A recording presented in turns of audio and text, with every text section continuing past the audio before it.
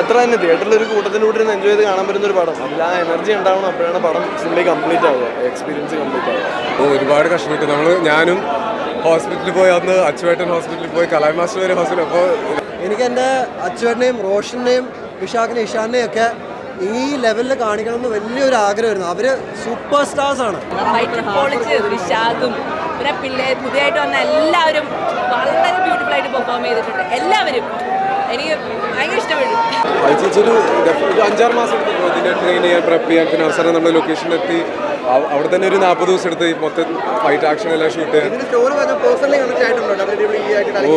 Personal എന്ന് പറഞ്ഞാൽ അവിടെ തുടങ്ങിയതാണ്. ആക്ച്വലി ഞാനും ഷിഹാനും അദ്വൈത്ത് തുടങ്ങിയൊരു പ്രോജക്റ്റാണ്. പിന്നെ സനൂപ്പായിട്ടും കൂടെ വന്നപ്പോൾ, നമ്മുടെ സ്ക്രിപ്റ്റ് റൈറ്റർ വന്നപ്പോൾ നമ്മുടെ പഴയ മെമ്മറീസും ഓർമ്മകളും യൂസ് ചെയ്തിട്ടാണ് ഇപ്പോൾ ഓപ്പണിംഗ് സീൻസ്, ആ ബെഡ് കട്ടിലിടിയൊക്കെ നമ്മൾ പറയുന്നത് അത് ഞാനും ഷിഹാനും ഒരുമിച്ച് ചെയ്തതാണ്. അപ്പോൾ അവിടുന്ന് തുടങ്ങിയ ഒരു മെമ്മറീസും കാര്യങ്ങളും നമ്മൾ സ്ക്രീൻസിലേക്ക് എത്തിക്കണം, റിലേറ്റബിൾ ആക്കണം ആൾക്കാർക്ക്. അത് റിലേറ്റബിൾ ആയെന്ന് വിശ്വസിക്കുന്നു. അപ്പോൾ അങ്ങനെ thank you guys, thank you so much. അതേപോലെ ഒരു പാമ്പിടിച്ച ക്യാരക്ടർ അല്ല ഈ ഒരു സിനിമയിലേക്ക് വന്നപ്പോൾ ഫിസിക്കലായിട്ട് ബുദ്ധിമുട്ടില്ല. അതിനെപ്പറ്റി അതാണ് എല്ലാ ക്യാരക്ടേഴ്സ് മാറ്റി പിടിക്കണം ഒരു ആഗ്രഹമുണ്ട്. അപ്പോൾ ഇത് കുറച്ച് ഡിഫറെൻ്റ് ആയിട്ട് ചെയ്യാൻ പറ്റുമെന്ന് തോന്നി. പിന്നെ കുറച്ചുകൂടെ ഫസ്റ്റ് ടൈമിൽ തന്നെ ഇത്രയും ഒരു സ്ക്രീൻ ടൈമും ഇത്രയും സ്പേസ് ഉള്ള ഒരു സിനിമ. അപ്പോൾ അത് മാക്സിമം യൂട്ടിലൈസ് ചെയ്യണം, മാക്സിമം വർക്ക് ചെയ്യണം. അത് നിങ്ങൾ തന്നെ പറയാം എങ്ങനെയുണ്ടെന്ന്.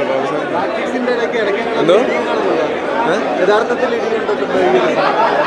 ഇടി ഉണ്ടായിരുന്നോ? ഇടി കൊണ്ടുപോകുന്നോ? ഇല്ല, നമ്മൾ ഒരുപാട് റിഹേഴ്സും പ്രാക്ടീസ് ചെയ്തിട്ടാണ്. അപ്പോൾ നമ്മൾ സേഫ്ലി എല്ലാം അടിപൊളിയായിട്ട് ചെയ്തിട്ടുണ്ടെന്നാണ്. ആ ക്ലൈമാക്സിന് മുമ്പുള്ള തൊട്ടുള്ള ഒരു അതിനുവേണ്ടി ഒരു എത്ര ടേക്ക് പോകുന്നുണ്ട്? ഒരുപാട് കഷ്ടപ്പെട്ടു. ഞാനും ഹോസ്പിറ്റലിൽ പോയി, അന്ന് അച്ചുവേട്ടൻ ഹോസ്പിറ്റലിൽ പോയി, കലാം മാസ്റ്റർ വരെ ഹോസ്പിറ്റൽ. അപ്പോൾ ഇതൊക്കെ സിനിമയിൽ ഉണ്ടാവുന്നതാണ്. പക്ഷേ എന്നാൽ പോലും ഇങ്ങനത്തെ ഒരു റിസപ്ഷൻ കാണുമ്പോൾ അതെല്ലാം വേർത്തിട്ടാണ് ഞാൻ വിശ്വസിക്കുന്നത്. മീൻസ് ഇങ്ങനത്തെ ഒരു ക്രൗഡും ഇങ്ങനത്തെ ഒരു ആക്സെപ്റ്റൻസ് ഞാൻ ഒരിക്കലും പ്രതീക്ഷയില്ല. ഒക്കെ ഒരു ഡ്രീമാണ് എനിക്ക്. അതാണ് കൈ ഇപ്പോൾ വരച്ചുകൊണ്ടിരിക്കുകയാണ്, കടന്ന് വെള്ളം എന്താ പറയണമെന്ന് അറിയില്ല. വളരെ ഹാപ്പിയാണ്, ഒരുപാട് സന്തോഷമുണ്ട്. ഇപ്പം ഞാൻ എൻ്റെ റൈറ്റർ സനൂപ്പിനെ മിസ് ചെയ്യുന്നു.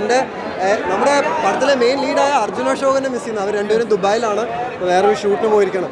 സനൂപ്പാണ് ചത്താപ്പച്ച എന്നുള്ള പേരിട്ടത്.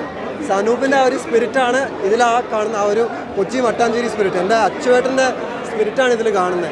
എനിക്ക് എൻ്റെ അച്ചുവേട്ടനെയും റോഷനെയും വിശാഖിനെയും ഇഷാനെയും ഒക്കെ ഈ ലെവലിൽ കാണിക്കണം എന്ന് വലിയൊരു ആഗ്രഹമായിരുന്നു. അവർ സൂപ്പർ സ്റ്റാർസ് ആണ്.